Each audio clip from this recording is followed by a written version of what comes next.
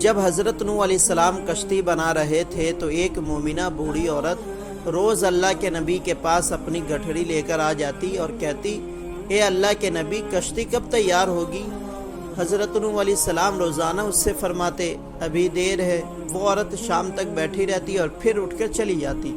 ایک دن حضرت نوح علیہ السلام نے فرمایا، اے عورت، جب ہمیں نکلنا ہوگا، جب کشتی تیار ہو جائے گی تو میں تمہیں بتا دوں گا، میں تمہیں بلا لوں گا۔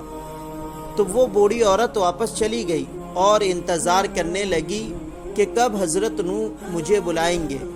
اسی دوران عذاب آ گیا اور کشتی روانہ ہو گئی، لیکن حضرت نوح علیہ السلام اس عورت کو بلانا بھول گئے۔ جب طوفان تھما تو ایک دن حضرت نوح علیہ السلام کے دل میں اپنے شہر کی محبت جگی اور انہوں نے اپنے شہر کو دیکھنا چاہا، تو وہ اپنے شہر کو دیکھنے وہاں گئے اور قریب جا کر دیکھا تو پورے روئے زمین پر انہیں کوئی گھر نظر نہیں آیا، مگر یہاں پر انہیں ایک جھونپڑی نظر آیا جس میں دیا جل رہا تھا۔ تو حضرت نوح علیہ السلام یہ دیکھ کر چونک گئے کہ روئے زمین پر کوئی ایسا گھر بھی ہے کہ اتنے عظیم طوفان کے بعد بھی جس میں چراغ جل رہا ہے۔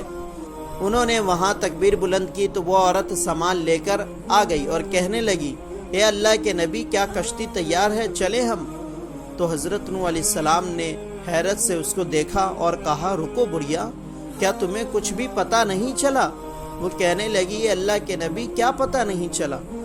تو حضرت نوح علیہ السلام نے کہا، اتنا بڑا سیلاب آیا، بارش آئی، تمہیں کچھ بھی پتہ نہیں چلا؟ تو بڑھیا کہنے لگی، اے اللہ کے نبی، بس ایک دن بادل گرجنے کی آواز آئی تھی اور کچھ ہلکی پھلکی بارش ہوئی تھی۔ تو حضرت نوح علیہ السلام حیران ہو کر آسمان کی طرف دیکھنے لگے اور کہنے لگے، اے میرے رب، یہ کیا ماجرا ہے؟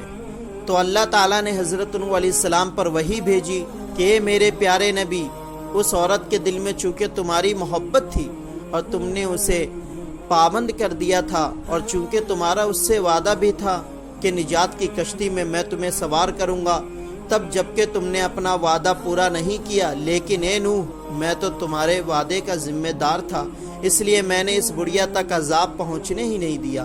اگر آپ کو یہ واقعہ پسند آیا ہو تو اس ویڈیو کو زیادہ سے زیادہ شیئر کریں۔